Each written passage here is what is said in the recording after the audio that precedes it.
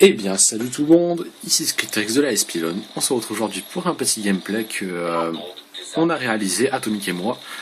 D'ailleurs, vous allez remarquer, en fait, on est sur sa vue et non pas sur la mienne, car lui fait on fait quasiment le même score, mais moi je meurs plus souvent et on a trouvé que c'était mieux de prendre sa vue pour une fois et de commencer. Ou de commencer rien du tout en fait. Euh, donc on était en démonition sur Standoff. Il était équipé de sa MSMC poignée avant, viseur laser il me semble. On a tout un, poids léger, détermination, atout 2 robustesse, atout 3 dextérité. Moi j'étais équipé de la N94 à partir de la deuxième manche il me semble, parce que la première manche je sais pas trop à quelle arme jouer, je crois que c'était ma première partie de la soirée en plus. Oui, parce que nous on joue en soirée, et non pas en jour. Parce que Atomic et moi on bosse, hein, évidemment. Enfin, évidemment, non, pas évidemment, non. Et aujourd'hui, je voulais parler de la démolition. Alors en démolition, il faut savoir que c'est un mode de jeu pour jouer en team. Ça, si tu joues tout seul, vaut mieux oublier les bons carnages. Sauf si t'as des très bons alliés qui sont bien, qui ont pas trop de score truc meurtrier. Sinon, ça peut le faire. Donc je voulais parler.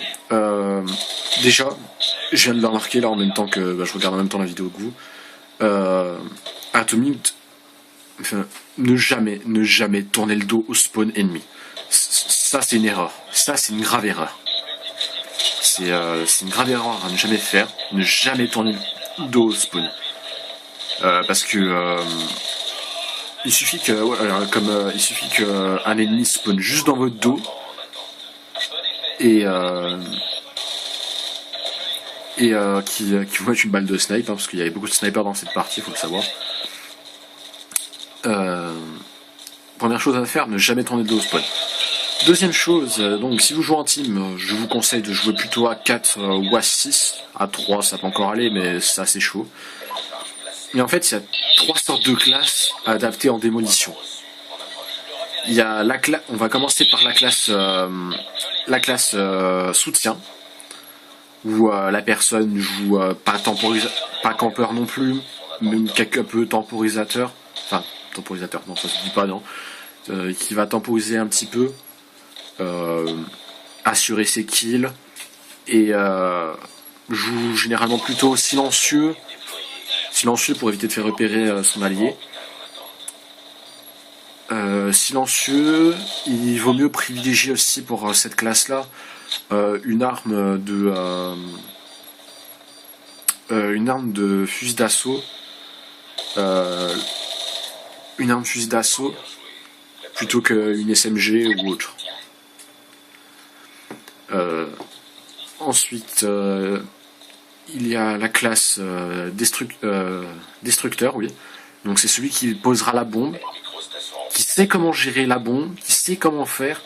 Par exemple, là, on venait de gagner la première manche.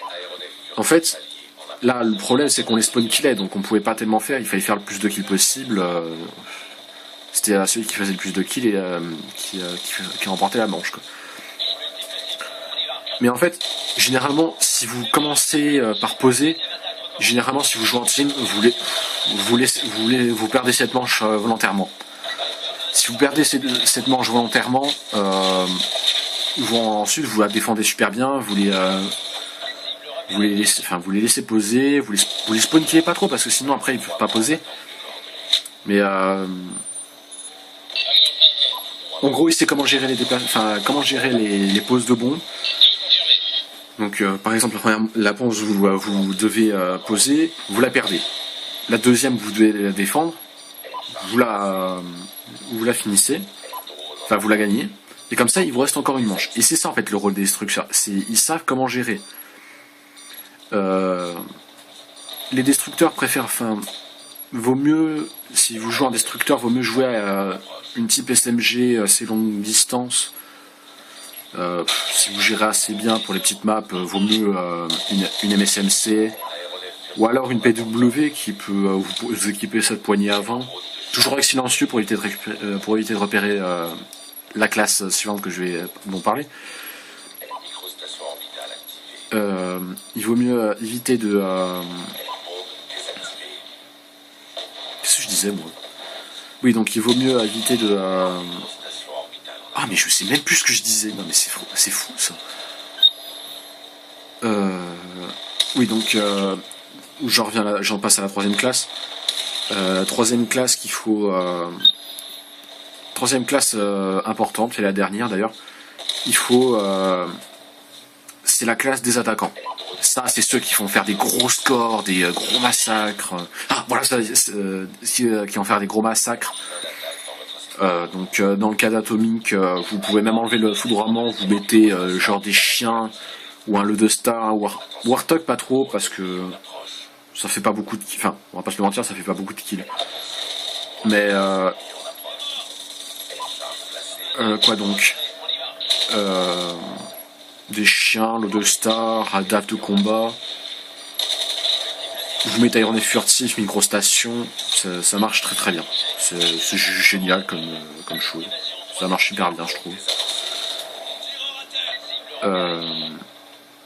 Alors vous remarquez, en fait, je comprenais pas pourquoi Tony il prenait le collier au début. Mais en fait, il a eu le groupe de chasse. Comment je peux vous dire qu'en fait, si on s'était pris si l'ennemi avait pris son drone, enfin son colis, je peux vous dire que cette partie, elle était finie. Mais finie.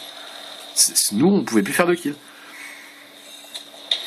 Et et voilà, c'est les classes, les deuxièmes classes, enfin les destructeurs doivent jouer avec comme série de points drone microstation, puis enfin drone brouillard et microstation.